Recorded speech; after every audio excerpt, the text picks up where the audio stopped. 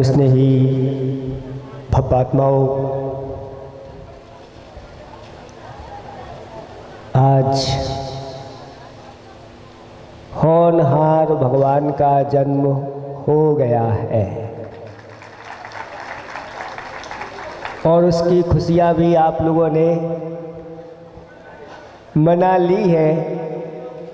अभी शुरुआत है। आज तो दिन भर भैया जी ने कह ही दिया है कि खुशियाँ मनाने का दिन है।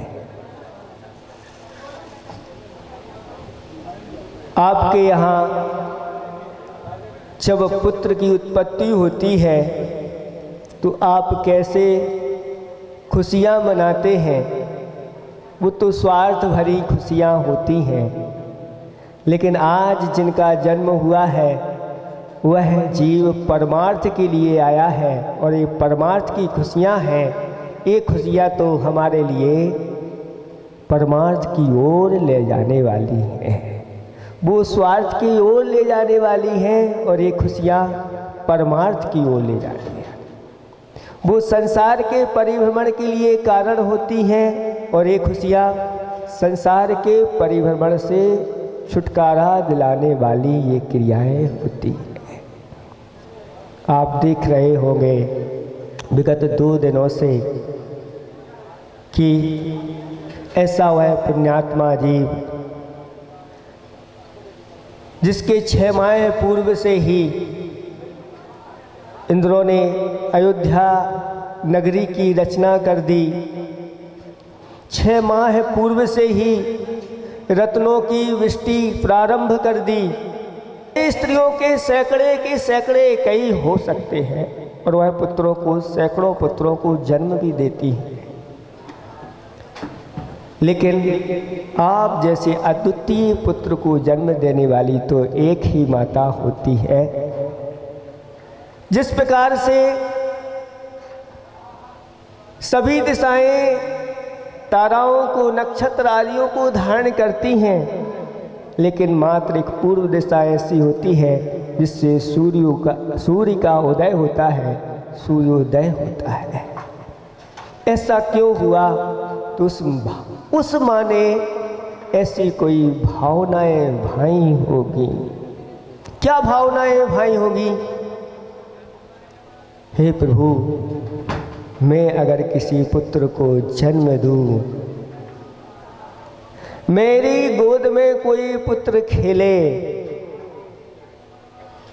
मैं किसी पुत्र का अगर पालन करूं तो वह पुत्र जगत का पालनहारा बने।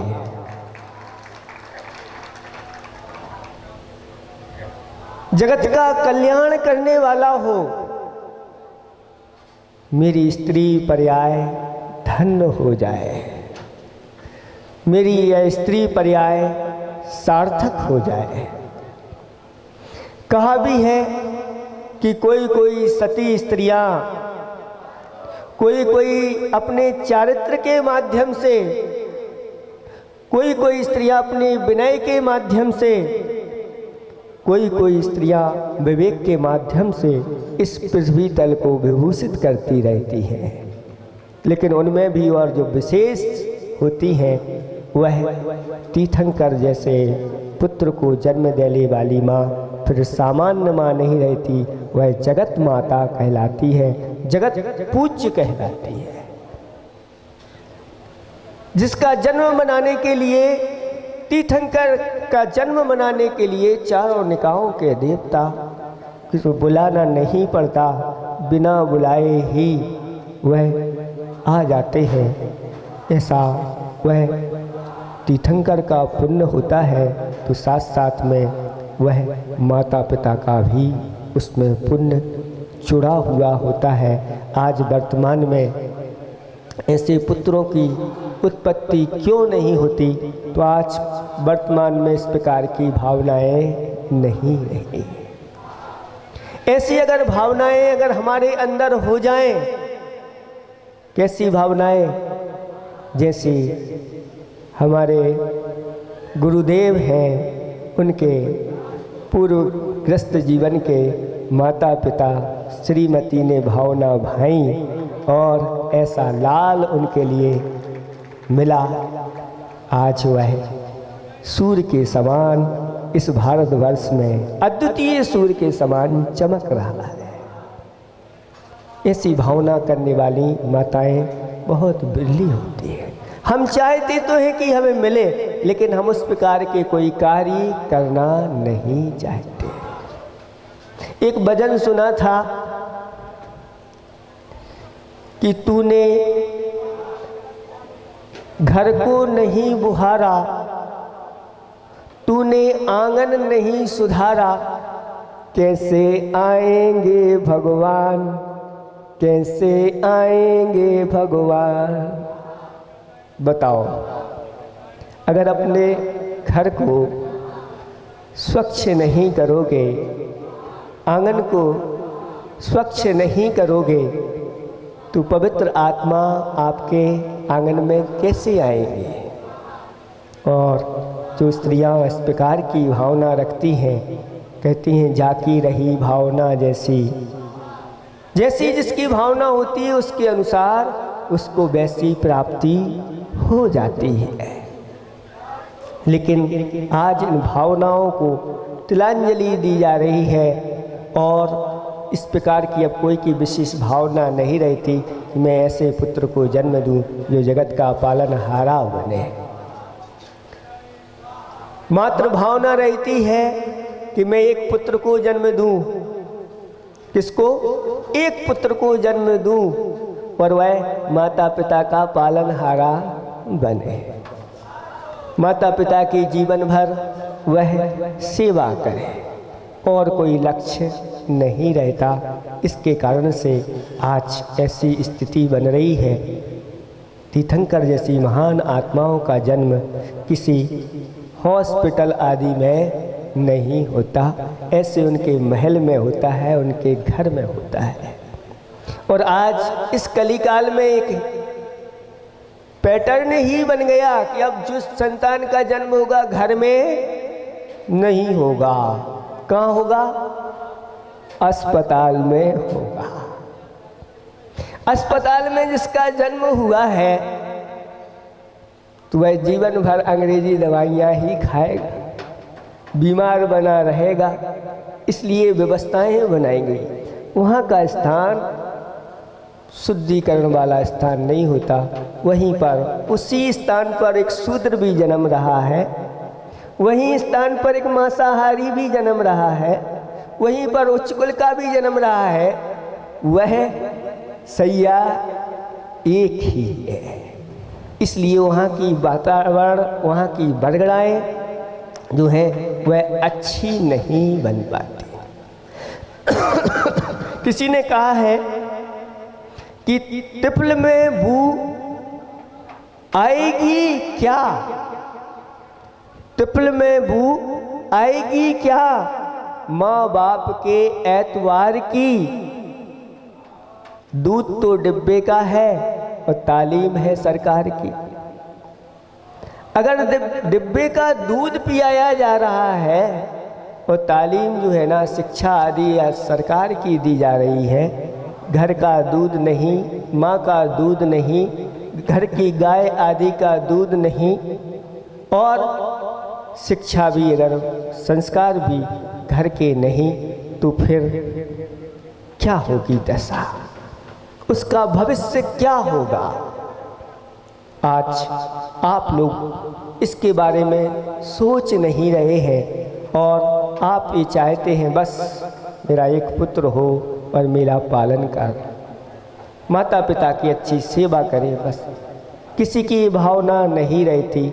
बहुत दुर्लभ वो माएँ होती हैं जो इस प्रकार की भावना करती हैं कि मेरा कम से कम एक पुत्र तो इस धर्म मार्ग में लगे, धर्म का अधिकारी बने, आचार्य गुरुवर जैसा बने। ऐसी भावना करने वाली बहुत बिरली होती है। ऐसी माँ बहुत बिरली होती है जो इस प्रकार की भावना करती हैं कि मेरा एक पुत्र इस देश की रक्षा करने वाला राजा आदि ऐसे पदों पर प्राप्त हो। ऐसी माँ बहुत दुर्लभ होती हैं जो इस प्रकार की भावना करती हैं कि मेरा पुत्र विद्वान बने, मेरा पुत्र दानी बने। बहुत कम भावनाएं आपकी इस प्रकार की होती चली जा रही है। एक पुत्र को जन्म देने के बाद अब उसकी भावना रहती है कि अब दूसरा पुत्र नहीं, बस इतने में ही मैं संतुष्ट हूँ। जबकि वासना के ऊपर कोई संतुष्ट नहीं होने वाला, लेकिन इसके लिए संतुष्ट हो जाते हैं, मैं पुत्र को जन्म नहीं दूंगा। देखो, आचार्य भगवंतों ने कहा है कि ये जो विवाह होता है ये किसके लिए होता है? क्या बिना विवाह के नहीं चल सकते? भोग भूमि में आप लोगों ने सुना होगा, पढ़ा होगा, वहाँ विवाह पद्धति नहीं है। भोग भूमि आज वर्तमान में शाश्वत जहाँ भोग भूमियाँ हैं इस पृथ्वी पर, यहाँ पर भी, इस भरत क्षेत्र में भी पहला काल, दूसरा काल, तीसरा काल भोग भूमि रहा। वहाँ पर विवाह की क्रिया नहीं है। पहला काल 10 कूड़ा कोड़ी सागर का, पहला काल 4 कूड़ा कोड़ी सागर का, दूसरा काल 3 कूड़ा कोड़ी सागर का, तीसरा काल 2 कूड़ा कोड़ी सागर का, 4 3 7 9 कूड़ा कोड़ी सागर ये निकल जाते हैं। फिर भी कोई ऐसा जीव जन्म नहीं लेता जो रत्नात्रय को धारण करके आगे बढ़े। क्यों नहीं लेता? क्योंकि वहाँ पर भोगों की प्रधानता है, वहाँ पर पुरुषार्थ की प्रधानता नहीं, वहाँ पर काम पुरुषार्थ की प्रधानता नहीं, विवाह पूर्वक कोई कार्य नहीं होता। तो आचार्य जी ने लिखा, क्या बिना विवाह क्या प्रवाहित हुआ धर्म प्रवाह? आप लोगों से पूछना चाहते हैं कि बिना विवाह के आज तक कहीं पर ऐसे रत्नात्रय को धारण करने वाले जीव जिन्होंने जन्म लिया हो तो बताएं। कहीं पढ़ा हो, सुना हो तो आप बताएं। नहीं, पूरा का पूरा इतना काल 9 कूड़ा कोड़ी सागर का काल निकल जाता है, एक भी जीव ऐसा जन्म नहीं लेता कि वह रत्नात्रय को। लेकिन जैसे ही कर्म भूमि प्रारंभ होती है और विवाह की पद्धति, ये संबंध बनते हैं और इसलिए विवाह करते हैं कि सुयोग संतान की प्राप्ति हो, ऐसी संतान की प्राप्ति हो जो संतान आगे जाकर के धर्म वृद्धि के लिए कारण बने, जिसके माध्यम से धर्म बढ़ता जाए, वृद्धिंगत होता जाए। ऐसी संतान की प्राप्ति के लिए विवाह किया जाता है। और आज आप लोग विषय वासनाओं की पूर्ति के लिए अगर विवाह कर रहे हैं तो वास्तविक वह चीज़ नहीं मानी जाती। आचार्य भगवंतों ने कहा इस विषय वासना को सीमित करने के लिए, ऐसे सुयोग पुत्र की प्राप्ति के लिए विवाह किया जाता है। और मरुदेवी और नाभि राय का विवाह हुआ।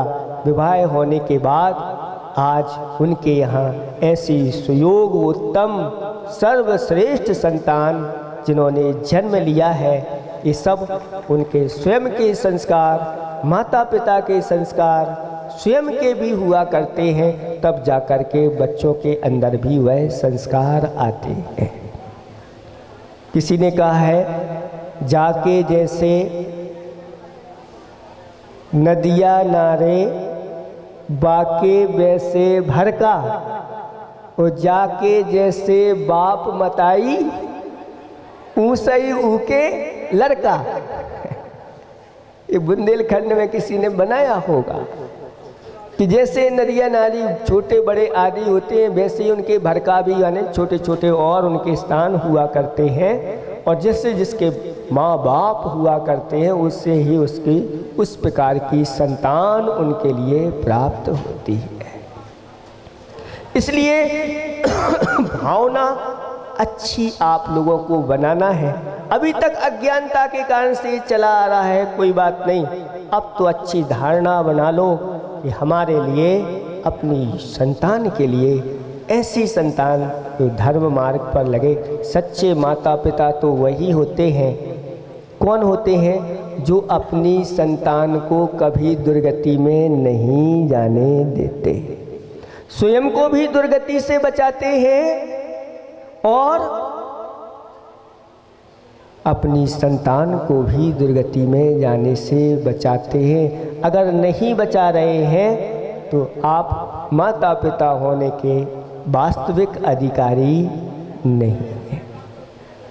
आप लोग आज इस जन्म दिवस के दिन यही आप लोगों को शिक्षा लेना है कि कम से कम, हे भगवान, भावना करना कि कहीं हमारे अंदर इस प्रकार की वासना में मैं लिप्त ना हो जाऊं और ये भावना ना भाऊं कि मेरे अंदर कोई संतान जन्म ना ले। क्योंकि अगर स्त्री पर्याय धारण करके आपने ऐसा सोच लिया तो फिर भवो भवो में बांझपना प्राप्त होता है। हाँ, शील व्रत धारण कर लिया ये बात अलग है, लेकिन शादी विवाह करके संतान नहीं दूँ इस प्रकार की भावना कभी नहीं करना चाहिए। लेकिन आज वर्तमान में महाराज क्या करें, पद्धति बदल गई है। एक संतान को देने के बाद, जन्म देने के बाद अब स्थिति ऐसी बन जाती है कि आगे स्थिति नहीं रहती। अस्पतालों में ये सब चीज़ें होती हैं और प्रकृति के अनुसार आज बच्चों का जन्म कम होने लग गया है और अलग से ही ऑपरेशन आदि के माध्यम से ये व्यवस्था आप लोगों की चालू हो गई है। ये व्यवस्था आगम की पद्धति नहीं, ये तो विशेष कोई ऐसी समस्या अगर उत्पन्न हो जाए तब जाकर के कोई विशेष निर्णय लेना पड़ता है, तब जाकर के, नहीं तो स्वाभाविक जो जन्म होता है वह अपने कर्म के अनुसार वह बच्चा जन्म लेकर के आता। अगर आपकी भावना अच्छी है तो कोई किसी प्रकार की कोई समस्या नहीं जाती है।